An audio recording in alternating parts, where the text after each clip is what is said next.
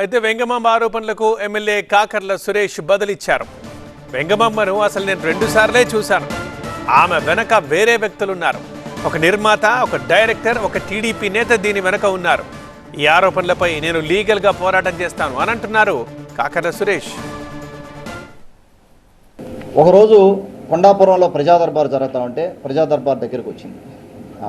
ప్రజా దర్బార్ దగ్గరికి వచ్చినప్పుడు మా వైఫ్ కూడా ఉంది, ప్రవీణ వైఫ్ ఉంటే వైఫ్ తోటి ఇంటరాక్ట్ అయిన తర్వాత ఆ రోజున ఆ అమ్మాయి కారు ఎక్కిన మాట వాస్తవం. మా వైఫ్ కూడా ఉన్నది ఆ రోజు, వెనకాల కారులో కూర్చున్నది.